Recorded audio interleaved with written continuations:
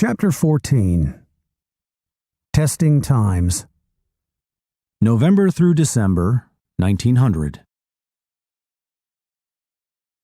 On November 20th, 1900, Camp Lazier officially opened. Volunteers and other personnel were housed in 7 newly erected tents. 2 specially constructed small wooden buildings were ready to be used for the experiments, and a barbed wire fence kept out unwanted visitors. To make sure all the men in his experiment group were healthy, Reed ordered medics to take the volunteers' pulse and temperature 3 times a day. There were going to be no slip-ups, no accidental illnesses, nothing that would allow critics to find fault with the experiments, not if Reed could help it. Everything seemed to be in place, but Reed still had a nagging worry. He knew that he'd made sure his volunteers were young and healthy enough to have a good chance of surviving yellow fever. He knew the men who were volunteering understood the risks. He'd made sure that any volunteer who got the disease would have the best possible medical care. But what if the worst happened? What if one of the volunteers died during the experiments? If that happened, Reed wrote his boss, Army Surgeon General George Sternberg, I shall regret that I ever undertook this work. The responsibility for the life of a human being weighs upon me very heavily. Still, thousands of people in Cuba, Africa, and the Americas were dying of yellow fever every year. If the team failed to find the cause, the vicious disease would undoubtedly kill thousands more. Somehow, Reed had to take the necessary steps to find an answer, and on Friday evening, November 30th, experiments in Building 1, the infected clothing building, got underway. From the outside, the little wooden structure looked like a shack.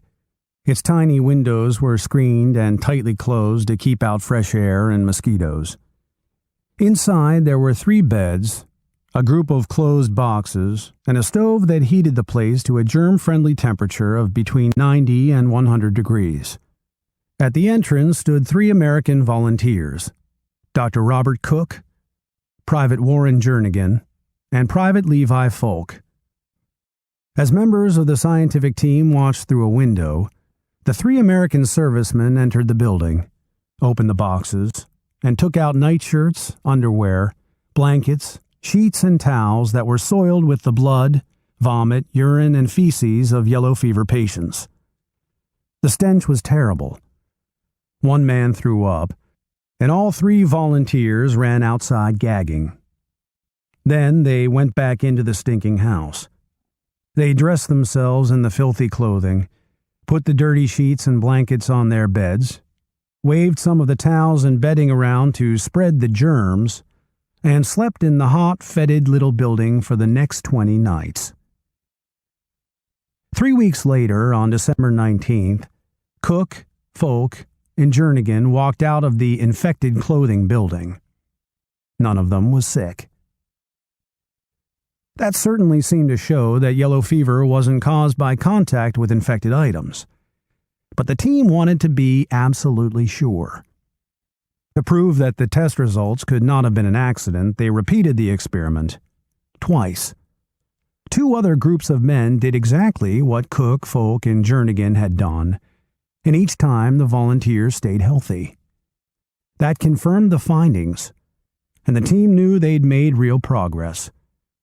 Since starting work, they'd shown that Bacillus icteroides and infected clothing didn't have anything to do with the spread of the disease. But could they prove that infected mosquitoes were the cause of yellow fever?